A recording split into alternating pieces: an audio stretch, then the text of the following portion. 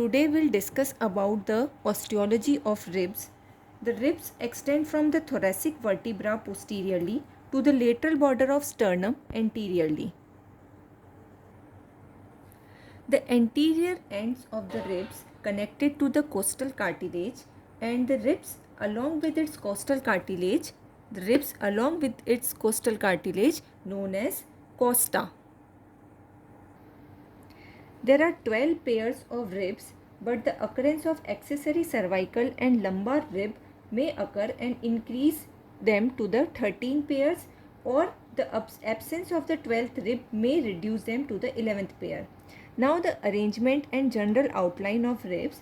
The ribs are arranged one below other, and in between the two ribs there is gap. It is called intercostal spaces. The length of the ribs increase from above downward from first to seventh rib and then gradually decreases. So the seventh rib is the longest rib. The transverse diameter, this is the transverse diameter of the thorax, increases progressively from first to eighth rib. So the eighth rib has the greatest lateral diameter or lateral projection. The ribs are arranged obliquely, that is, the anterior end lie at the lower level than the posterior end. Then the obliquity of the ribs increases progressively from first to ninth rib. So the ninth rib is most obliquely placed. Now the classification of ribs. According to the feature, there are the typical ribs and the atypical ribs. In the typical ribs, the third to ninth ribs are typical, and the first, second, 10th, 11th and 12th ribs are atypical. The typical ribs have the same general features, and the atypical ribs have some different features from the remaining ribs. There are true ribs and the false ribs. The true ribs, which is number 1 to 7, which the anterior end of the true ribs directly attached to the sternum. So this is first, second, third, fourth, fifth, sixth, seventh rib. This is attached to the sternum. Then remaining ribs 8th, 9th and 10th. The costal cartilages of 8th, 9th, 10th attached to the costal cartilage of 7th rib, and then it is attached to the sternum. So these are the false ribs. And the number 11th and 12th, the anterior ends does not come to the sternum. So these are false ribs or floating ribs. So number 1 to 7 are also known as vertebrosternal ribs because posteriorly it is attached to the vertebra and anteriorly attached to the sternum. So vertebrosternal ribs. Then number 8, 9th and 10th attached to the costal cartilage. So vertebrocostal ribs. And 11th or 12th ribs are known as vertebral ribs or the floating ribs. Now we start with the typical ribs. In each rib there are three parts. One is the anterior end, one is the posterior end and the shaft. The anterior end bears the concave depression for the costal cartilage. The posterior end of the ribs is having the head, the neck and the tubercle, and the shaft is the longest part of the rib which extend between the anterior and the posterior part. It is flattened and has the inner surface and the outer surface and two borders. One is the upper border and one is the lower border. There is a costal groove present near the lower border. This is the inner surface of and this is the lower border, and here is a groove present which is known as costal groove.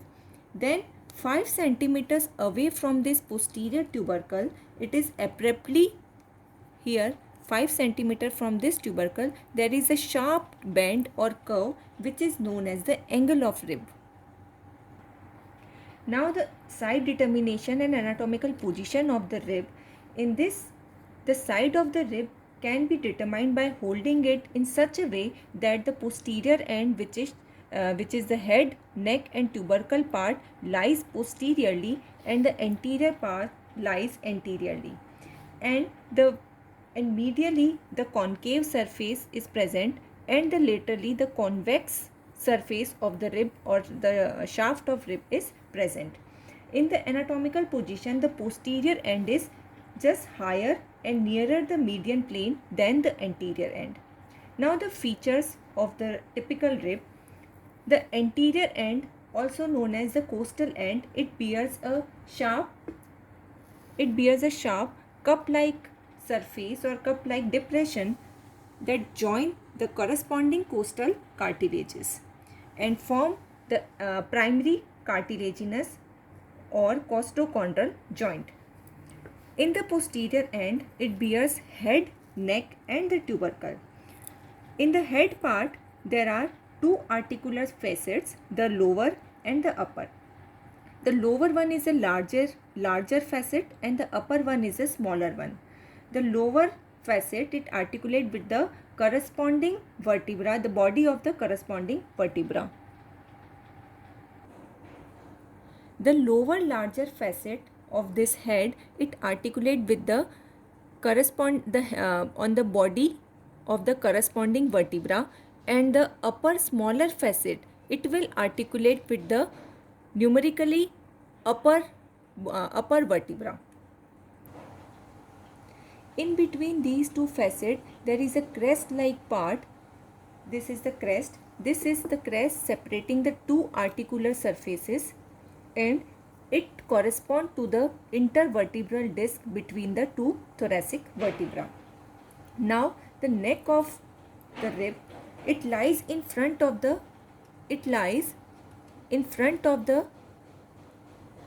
transverse process of the thoracic vertebra. This is the neck portion and it lies just in front of the transverse process of the corresponding vertebra, and it has two borders, the superior border and the inferior border, and the two surfaces, the anterior surface and the posterior surface. The upper border is having a crest, sharp crest like, whereas the lower border is the rounded one. The posterior surface is rough and pierced by some foramina. Now there is a tubercle. It is situated on the outer surface of rib at the junction of neck and the shaft, and it is divided into two parts, the medial articular part and lateral non-articular part. The medial articular part, it having a oval facet that articulate with the transverse process of the corresponding vertebra, and the non-articular part of this tubercle, it provide attachment to the ligament. So the facet which is present on the head, it articulate with the body of the vertebra, and the tubercle, the facet present on the tubercle, it articulate with the transverse process of corresponding thoracic vertebra. Now the shaft of the rib, it is thin and flattened and present two surfaces, the inner surface and the outer surface, and two border, the upper border and the lower border, and two angles, there is one posterior angle and the anterior angle. The superior border is thick and the rounded and present two lips, the outer lip and the inner lip. The outer lips give attachment to the external intercostal muscles, and the inner lip give attachment to the internal intercostal muscles. The lower border is sharp, very sharp, and it forms the lower border of the costal groove. There is one costal groove is present here near to the lower border, and it gives origin to the external intercostalis muscle. The outer surface of the rib, it is smooth and convex and present two angles, the posterior and the anterior angle. The posterior angle is present 5 cm to the tubercle at the neck part, and the anterior angle is marked by the indistinct oblique line in the anterior portion.